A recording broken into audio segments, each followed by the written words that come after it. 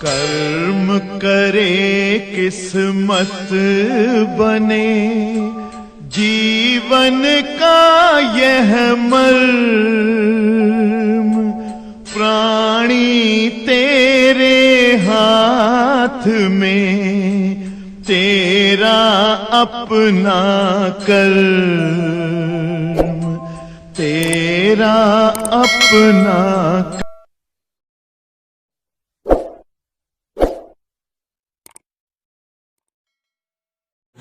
प्यारे बच्चों, 2 अंशाल पेपर पूरा करने की सफलता के पश्चात तीसरे अंशाल पेपर पर हम लोग आ चुके हैं।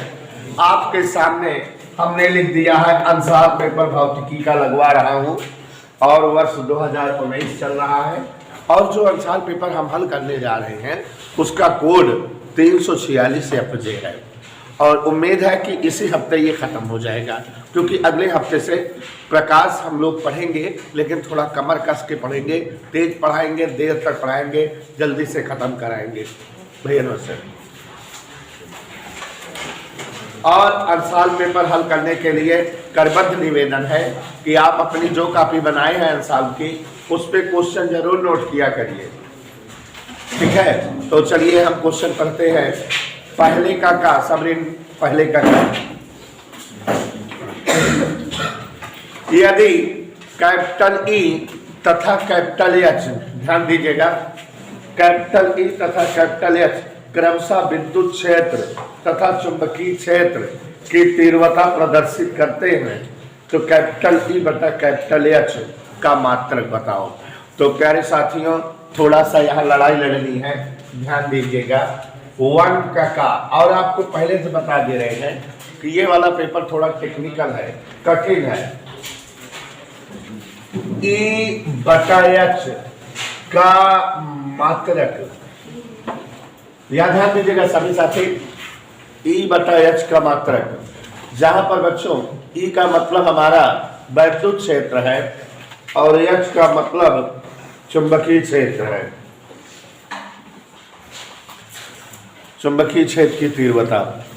तो ध्यान दीजिएगा सभी लोग, E बटा H के बारे में बात कर रहे हैं। E का जो है मात्रक आप जानते हैं, वैद्युत क्षेत्र की तीव्रता का मात्रक न्यूटन प्रति कूलाम होता है या वोल्ट प्रति मीटर भी होता है। याद आया? तो जो भी कहो वही लिख दे, न्यूटन प्रति कूलाम ऐसे। और चुंबकीय क्षेत्र की तीव्रता का मात्रक आप जानते हैं F बराबर I/BL sin थीटा। इस हिसाब से न्यूटन प्रति एम्पियर मीटर, यही होगा कि नहीं? हमसे बात कर लो अगर कोई दिक्कत हो तो। न्यूटन कट गया, एम्पियर और मीटर ऊपर चला गया, कूलम्बवा नीचे आ गया। और आगे सभी लोग ध्यान दें, एम्पियर विद्युत धारा का मात्रक है। एम्पियर मतलब होता है कूलाम प्रति सेकंड। क्या होता है? कूलाम प्रति सेकंड। I बराबर Q/T होता है ना बेटा, वहीं से लगा रहा हूं। तो यहाँ कूलाम प्रति सेकंड और ये मीटर, नीचे कूलाम, तो कूलाम से कूलाम कट गया, मीटर प्रति सेकंड ये मात्रक आ गया। तो आप समझ गए कि E बटा H का मात्रक क्या होगा? मीटर प्रति सेकंड। दिया है कहीं इसमें? एक बार फिर से देखते हैं। पर बच्चों ये इसका आंसर E बटा H का आंसर मीटर पर सेकंड होगा, लेकिन ये तब होगा जबकि प्रश्न जो है E को वैद्युत क्षेत्र की तीव्रता और H को चुंबकीय क्षेत्र की तीव्रता कहेगा तब। जबकि यहाँ अंशाल पेपर में गलत लिखा हुआ है। गलत क्या लिखा हुआ है? यहाँ जो E को वैद्युत क्षेत्र की तीव्रता लिख रहा है ये सही है, लेकिन H को चुंबकीय क्षेत्र तीव्रता जो लिख रहा है गलत है, क्योंकि आपको पूरी किताब में मैंने पढ़ाया है चुंबकीय क्षेत्र तीव्रता कैपिटल B से प्रदर्शित होती है। किससे प्रदर्शित होती है? और यहाँ जो है H जो लिखा हुआ है ये चुंबकन तीव्रता होती है और H का सूत्र होता है B/μ0 - I। क्या सूत्र होता है? B/μ0 - I। और इसका मात्रक जो है बच्चों ये सदिश राशि है, इसका मात्रक एम्पियर प्रति मीटर होता है। सीजीएस पद्धति में इसका मात्रक अरेस्टेड होता है। तो यहाँ देखो दूसरा भी आंसर लिख के दिखा रहे हैं। ई को अगर वैद्युत क्षेत्र की तीव्रता समझा जाए, क्या समझा जाए? वैद्युत क्षेत्र की तीव्रता। और एच को क्या समझा जाए? चुंबकन तीव्रता। चुंबकीय क्षेत्र की तीव्रता और चुंबकन तीव्रता दोनों अलग चीजें हैं। चुंबकन तीव्रता, इधर क्लियर। और वैद्युत क्षेत्र तीव्रता का मात्रक जैसे न्यूटन पर कूलाम या वोल्ट प्रति मीटर जो भी होते हैं वो लिखते हैं न्यूटन पर कूलाम, ऐसे लिख दें। और चुंबकन तीव्रता का मात्रक अभी बताया बेटा एम्पियर प्रति मीटर होता है। क्या होता है? एम्पियर प्रति मीटर। और सीजीएस पद्धति मात्रक इसका क्या होता है? अरेस्टेड। तो हम लोग जो है इसका मात्रक जो होता है एम्पियर प्रति मीटर उसका इस्तेमाल करते हैं, एम्पियर प्रति मीटर। कोई डाउट बेटा? अब ऊपर कहा नीचे, नीचे कहा ऊपर, तो न्यूटन मीटर ऊपर हो गया और एम्पियर कूलाम नीचे हो गया। इधर क्लियर? कहीं कोई दिक्कत? ध्यान देते रहिएगा, जहां सुविधा होगी बता देंगे। न्यूटन मीटर को क्या लिखते हैं? जूल।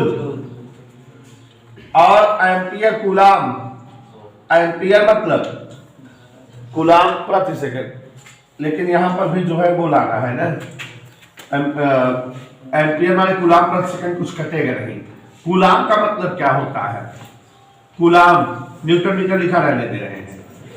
कूलाम का मतलब एम्पियर के पदों में बताओ। देखो Q/T बराबर I होता है, तो ये तिरछा गुणा हो गया एम्पियर सेकंड। क्या हो गया? Ampere second. तब भी तो नहीं आएगा। एम्पियर सेकंड हो गया, न्यूटन पर न्यूटन मीटर एम्पियर सेकंड। ये न्यूटन मीटर माने जूल लिख देंगे, जूल पर सेकंड को वाट लिख देंगे, वाट प्रति एम्पियर स्क्वायर। तब भी नहीं आएगा, वो नहीं आएगा जो आंसर दिया हुआ है। तो हम लोग जो लाए हैं यही सही मान लेंगे, ठीक है? खंड खा पढ़ते हैं तब भी नहीं आएगा, ये गलत लिखा ही हुआ है। खंड खा करते हैं, सुधार लीजिएगा, हमने दोनों तरह से आंसर दे दिया, ठीक है? देख लेना, अगर असुविधा हो तो बता देंगे। हाँ, अगला देखते हैं बेटा। धारावाही चालक के चारों ओर उत्पन्न होता है। तो अगर कोई चालक तार है और उसमें अवशेष रजक धारा बहती है तो उसके चारों ओर क्या उत्पन्न हो जाता है? चुंबकीय क्षेत्र। कौन बताया है? अरस्टेड। अरस्टेड की थीसिस है कि धारावाही चालक तार के चारों ओर चुंबकीय क्षेत्र बन जाता है जब धारा बहती है। खंडगा देखो, वो बेटा यहाँ पेपर की मिसप्रिंटिंग है, हो सकता है किसी और अनुसार पेपर में देखो तो सही छपा हो, ये पेपर की मिसप्रिंटिंग है पहले वाले में। हाँ, एक बिंदु आवेश पर विद्युत ध्रुव के कारण लगने वाला बल निर्भर करता है। तो बिंदु आवेश पर विद्युत ध्रुव के कारण लगने वाला बल किस पर निर्भर करता है, यही बताना है। तो बताइए। यह बराबर 1/r क्यों? आंसर जवाब के साथ 1/r क्यों बताइए? क्यों वही तो पूछ रहा हूं भाई, जवाब दोगे कि ऐसे ही बोलो? देखिए, आपने बताया कि पेपर थोड़ा टेक्निकल है।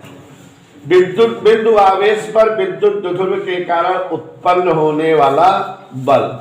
विद्युत ध्रुव किसी आवेश पर बल लगाए, कोई ऐसे विद्युत ध्रुव है और उसके कारण किसी आवेश पर बल लगे, तो आपको पता है नहीं? जो आपको बता दें, विद्युत ध्रुव के कारण किसी आवेश पर बल, टेक्निकल है इसलिए ध्यान दीजिएगा।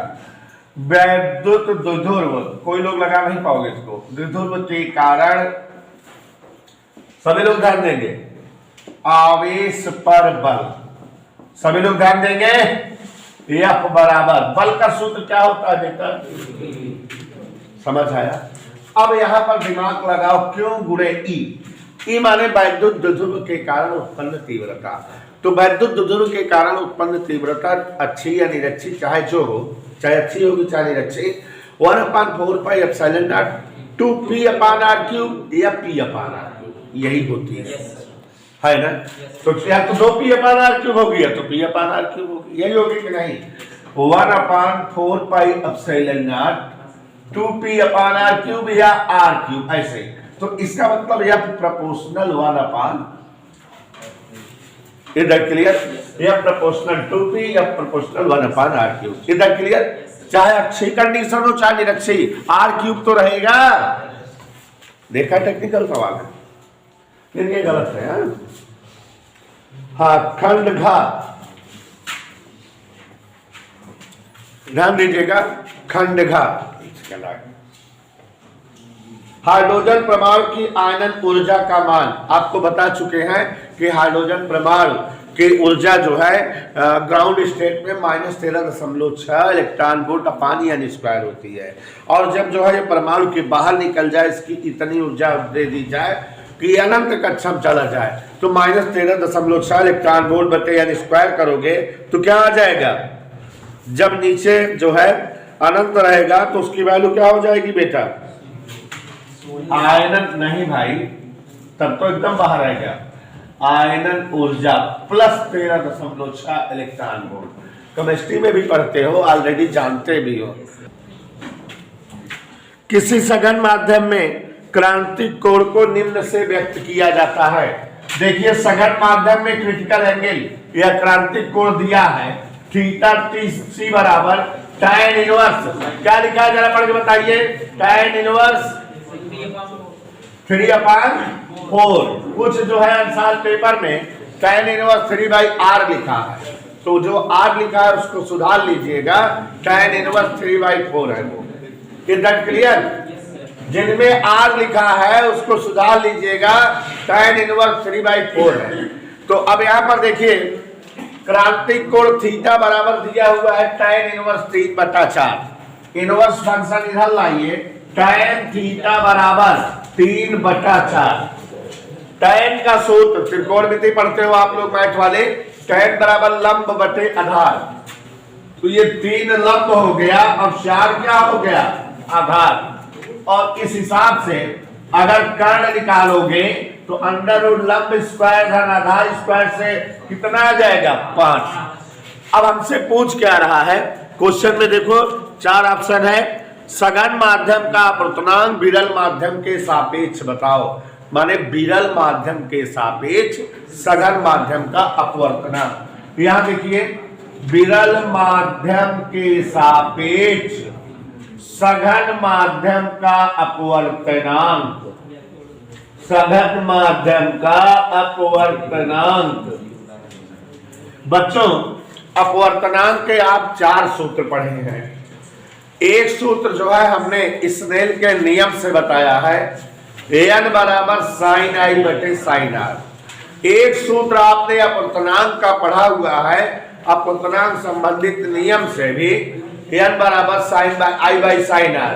एक सूत्र हाइगेंस का द्वितीयक तरंगिका सिद्धांत में पढ़ा है आपने, n बराबर v1 बटे v2, पहले माध्यम में प्रकाश का वेग बटे दूसरे माध्यम का वेग। और एक सूत्र आप क्रांतिक कोण के पदों में पढ़े हैं, विरल माध्यम के सापेक्ष सघन माध्यम का अपवर्तनांक कोसेक IC या कोसेक थीटा होता है। तो यहाँ अपवर्तनांक का सूत्र क्या होता है बेटा, कोसेक थीटा। और आप जानते हैं कोसेक त्रिकोणमिति में क्या होता है, कर्ण बटे लंब। कर्ण बटे लंब को क्या कहते हैं, कोसेक। तो कर्ण कितना है, 5, और लंब कितना है, 3। तो अपवर्तनांक क्या आ गया, 5/3। इधर क्लियर एवरीबॉडी। खंड चा देखिए जरा, चा खंड पढ़ रहे हैं इसी क्वेश्चन का, चा खंड। एक ट्रांजिस्टर के उभयनिष्ठ उत्सर्जक परिवर्धक के लिए शक्ति परिवर्धन AP तथा वोल्टेज परिवर्धन AV हो तो धारा प्रवर्धन पूछ रहा है। सभी लोग ध्यान देंगे, उभयनिष्ठ उत्सर्जक परिवर्धक, ये पेपर टेक्निकल है, हमने आपको पहले ही बताया कि ये वाला अंशाल थोड़ा टेक्निकल है। तो मिस्टर अभिषेक रजक, बोर्ड पर देखो बेटा, ट्रांजिस्टर की उभयनिष्ठ उत्सर्जक व्यवस्था है, कॉमन एमीटर कॉन्फ़िगरेशन, ठीक है, उभयनिष्ठ उत्सर्जक व्यवस्था। तो यहां देखिए जरा, अभिषेक रजक, आप थोड़ा ध्यान दिमाग नहीं लगा रहे बेटा, आपको थोड़ा कठिन लग रहा है सब सवाल, ये पेपर कठिन है, अभी समझ में आएगा। यहां ध्यान दीजिए, उभयनिष्ठ उत्सर्जक व्यवस्था कॉमन एमीटर कॉन्फ़िगरेशन में प्रवर्धन हो रहा है और आपको दिया है शक्ति प्रवर्धन। शक्ति प्रवर्धन, सभी बच्चे ध्यान दें, शक्ति प्रवर्धन एपी, वोल्टेज प्रवर्धन एबी, ऐसे दिया है ना? Yes sir. तो धारा प्रवर्धन बताना है, ए आई बताना है, जान रहे हो ना? यही आपको जो है बताना है, क्लियर करना है। तो देखो बेटा, वोल्टेज, धारा और सामर्थ्य में संबंध होता है P बराबर V इंटू आई। क्या होता है? P बराबर V इंटू आई से I बराबर P अपान V। तो अब आप समझ गए कि धारा प्रवर्धन बराबर ऊपर सामर्थ्य है, नीचे वोल्टेज, ठीक है। एक लाइन में आंसर आ गया है। कितना आ गया बेटा आंसर? AP अपान AB। इधर क्लियर? सेकंड खंड जो है इसका क्या हो गया? सही। क्वेश्चन नंबर 2 पढ़े बेटा।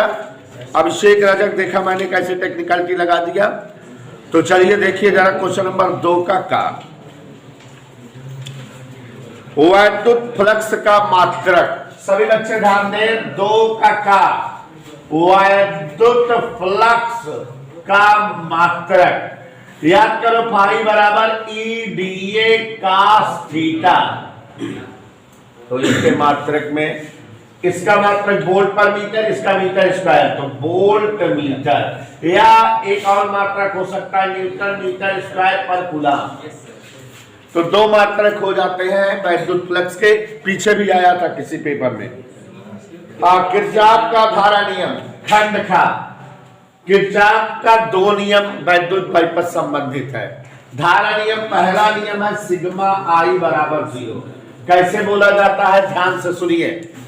किसी वैद्युत परिपथ में किसी संधि पर मिलने वाली समस्त धाराओं का बीजीय योग 0 होता है, या इसी को दूसरे शब्दों में बोला जाता है, किसी वैद्युत परिपथ में किसी संधि पर आने वाली समस्त धाराओं का कुल योग संधि से दूर जाने वाली धाराओं के कुल योग के समान होता है। तो ये धारा नियम है। अब खंड का देखो बच्चों, हमने आपको याद करिए बताया था किसी जमाने में कि प्रत्यावर्ती धारा की सवाले पाओगे तो लगा लोगे, 3 ही सूत्र, तीनों सूत्र बता दिए हैं। तो क्या पूछ रहा है इसमें? देखो, कह प्रतिबाधा का सूत्र बताइए। आपको बता दूं, प्रतिबाधा माने प्रतिरोध, ठीक है। तो LCR परिपथ का परिणामी प्रतिरोध या परिणामी प्रतिबाधा Z बराबर √ XL difference XC whole square plus R square. याद आया? पीछे पेपर में लिखाए थे। एक्सियल क्या है? धारतीय प्रतिघात, प्रेरण प्रतिघात। XC क्या है?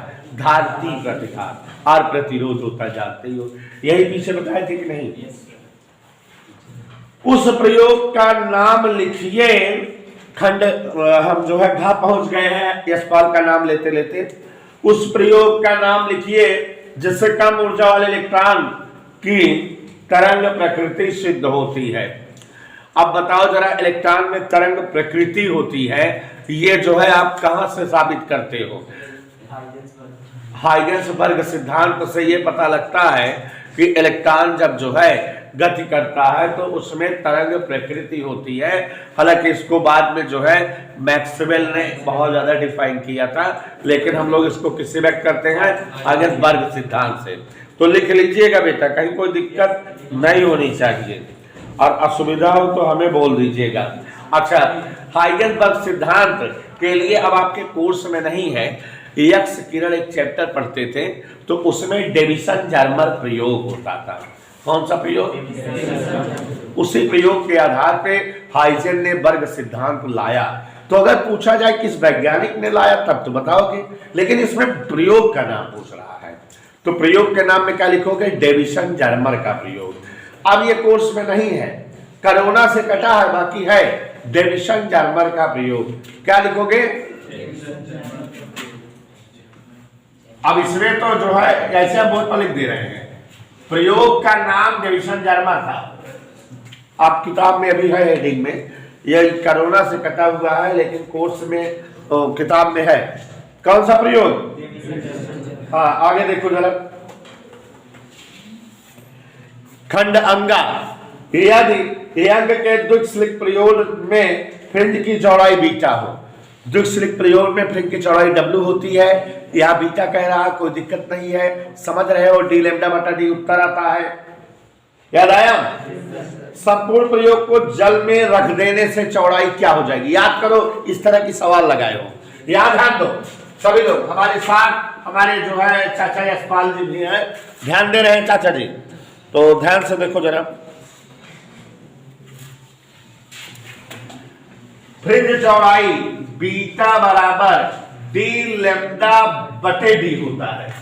पूरे उपकरण को जब जल में डुबा देते हैं, केवल एक चीज बदलती है, उसका नाम है तरंगदैर्घ्य। तो जल में डुबोने पर किसमें? जल में, याद करो सवालें आई थी, डी जल में तरंगदैर्घ्य। जल में तरंगदैर्घ्य का मतलब होता है यहां नीचे यह दिया जाता है। तो अब जो है चौड़ाई क्या हो गई? अपवर्तनांक जो है जल का एक से ज्यादा होता है, तो अब चौड़ाई पहले से कम हो गई। क्यों? क्योंकि चौड़ाई हो गई बीटा बटे डी लैम्डा बटे डी को बीटा लिख दिया, नीचे यहां लिखा रहने दिए। तो अगर किसी गिनती को एक से बड़ी गिनती से भाग दोगे तो उसकी वैल्यू कम आएगी, उत्तर कम आएगा। तो पूछ रहा क्या हो जाएगी? तो क्या बोलोगे? चौड़ाई जो है घट जाएगी। क्या हो जाएगी? कम हो जाएगी। Is that clear? तो याद करो, ये हम पढ़ाए हुए हैं कि नहीं? हाँ, अब अगला जो है क्या है? अब देखो बेटा, संचार व्यवस्था वाले चैप्टर का सवाल है, अब जो कि कोर्स में ही नहीं है, कोरोना नहीं वैसे ही नहीं है, ये संचार व्यवस्था का सवाल है, इसको हम जो छोड़ते हैं। खंड 7 से लगवा रहे हैं। कहाँ की सवाल है वो बेटा? संचार व्यवस्था की, ठीक है, एंटीना वाला है, तो खंड 7 से लगवाते हैं। प्रश्नोत्तर नंबर 3 का खंड 7 पहुंच गए हैं, 2 नंबर वाले क्वेश्चनों में आ गए। दो नियत विभव तक आवेशित समान गोलों को वायु में r दूरी पर रखने पर उनके बीच बल F लगता है।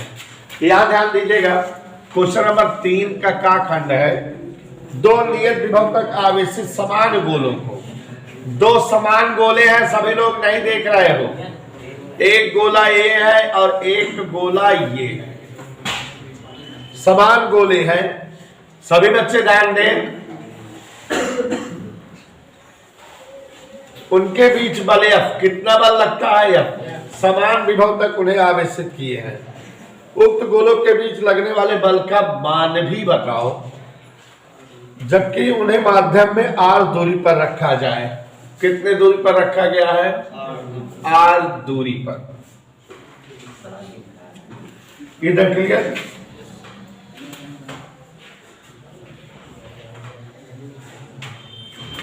चलिए बल की गणना करिए, इनके बीच जो बल लग रहा है वही बताना है। दो नियत गोले हैं और इन्हें नियत विभव तक आवेशित किया गया है। जब इसे आप आवेशित किए हो और इसे आवेशित किए हो तो निश्चित तौर पे दोनों के बीच क्या लग रहा होगा बेटा? आवेश। जब हम किसी गोले को आवेशित करते हैं तो उसके बीच क्या उत्पन्न हो जाता है? आवेश। नियत विभव तक आवेशित किए हैं, मान लो विरस विभव तक आवेशित किए हैं, तो निश्चित आप विभव तक आवेशित करने के लिए किसी भी जो है चालक पर क्या लगता है? आवेश उत्पन्न होता है। तो कुछ आवेश इस पर उत्पन्न हुआ होगा और कुछ आवेश उस पर उत्पन्न हुआ होगा। मान लेते हैं पहले पर आवेश Q1 है और दूसरे पर आवेश Q2, तो दोनों के बीच बल का सूत्र क्या होगा? हाँ बेटा, क्या फार्मूला होगा? 1/4 pi epsilon not Q1 Q2 बटे r²। यही फार्मूले लगा देंगे। आवेश दोनों का दिया नहीं है, दोनों गोले समान है, यही पता है बस। तो देखो जरा, F बराबर 1/4 पाई एप्सिलॉन नॉट मान लेते हैं कि इस पर आवेश कितना है? Q1 और इस पर आवेश लिखना है। विभव का सूत्र होता है 1/4πε0 Q/R करके, यही होता है। तो जब दोनों गोले समान है, समान गोले हैं मतलब जो है दोनों में विभव समान होगा, ठीक है। विभव क्या होगा, दोनों में समान होगा और इसलिए दोनों पर आवेश समान होगा, ठीक। और आवेश मान लेते कितना है, Q। तो 1/4πε0 Q × Q/R², यही फार्मूला होगा 1/4πε0 Q²/R², जहां Q गोलों पर आवेश है, गोलों पर उत्पन्न आवेश है। इसकी वैल्यू नहीं दिया हुआ है, नहीं तो निकाल देते हैं। इधर क्लियर, यहाँ के लिखेंगे जरूरी, क्योंकि परावैद्युतांक दिया है, के परावैद्युतांक वाले माध्यम में रखे गए हैं, समझ आए बेटा। खंड खा देखो जरा, एक लेंस की क्षमता -5 डायोप्टर है। सभी लोग ध्यान देंगे, लेंस की क्षमता कितनी दिया है, -5 डायोप्टर। फोकस दूरी बराबर होता है 100/P, और इससे जो है 100/P की जगह -5 रखेंगे तो -20 सेमी, मतलब 20 सेमी का अवतल लेंस बनेगा। 20×500, इतना समझ में आया। अब कह रहा है कि इसके फोकस पर रखी वस्तु के प्रतिबिंब की स्थिति किरण आरेख द्वारा स्पष्ट करिए और चित्र भी बनाइए। तो देखो जरा, ये हमारा कौन सा लेंस है, अवतल लेंस है। और आप जो है ध्यान से देखिएगा, ये इसका प्रकाशिक केंद्र है, ये इस तरह से। याद आया, कोई डाउट, किसी को सुविधा तो नहीं है, समझ आ रहा है पक्का पक्का। तो अब यहां पर ध्यान दीजिए जरा, हम इसके फोकस पर, यहां कौन सा फोकस होता है इसका, दूसरा द्वितीय फोकस, जो कि डिस्टेंस कितनी है 20 सेमी पर एक वस्तु रख दे रहे हैं। और इसका प्रतिबिंब कहां बनेगा, कैसे बनेगा, यही बताना है। अवतल लेंस हमेशा सीधा आभासी प्रतिबिंब बनाता है।